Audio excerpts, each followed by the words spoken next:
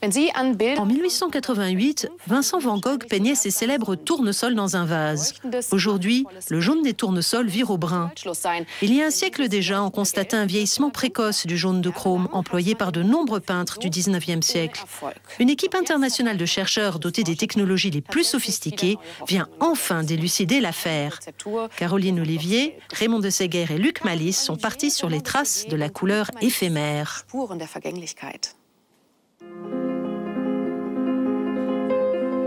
C'est la couleur de la lumière, de l'énergie, de la vie.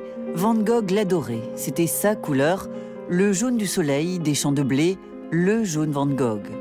Mais le temps aussi fait son œuvre et quelques tableaux perdent déjà de leur luminosité. Certains jaunes virent au brun. Le jaune clair qu'il a utilisé pour ses boutons d'or, par exemple, a gardé tout son éclat. Mais ici, vous voyez des points plus sombres, couleur moutarde. De toute évidence, ils ont bruni en surface. C'est le jaune le plus vif, appelé jaune de chrome, qui s'altère le plus vite. Van Gogh connaissait déjà le problème, mais il avait rarement de quoi s'offrir des peintures plus chères. Il y a toujours un élément financier, bien sûr, mais je pense qu'il était attiré par ces couleurs, même s'il les savait instables, car elles étaient tout simplement magnifiques. Mais comment sauver ce jaune légendaire? Bien des chercheurs se sont penchés sur la question en vain jusqu'ici, mais voilà qu'un espoir surgit. L'équipe européenne, dirigée par le chimiste belge Koen Janssens, a trouvé le secret de sa dégradation. Ils ont soumis des échantillons de peinture à de fortes doses de rayons X et grâce à des techniques de radiographie ultra sophistiquées, ils ont compris la réaction chimique qui se produit.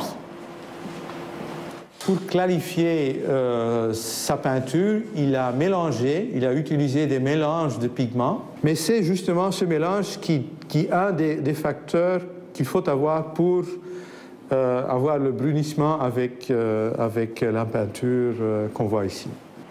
La chaleur et la lumière accélèrent la réaction au point de transformer un jaune canari en brun chocolat.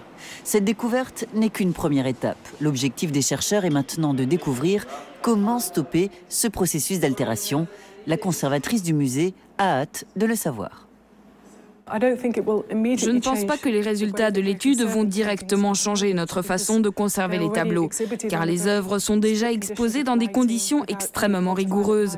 Il n'y a pas de rayons ultraviolets, par exemple. Mais bien sûr, nous allons tenir compte de ces recherches et continuer notamment à réduire la lumière là où ça paraît nécessaire.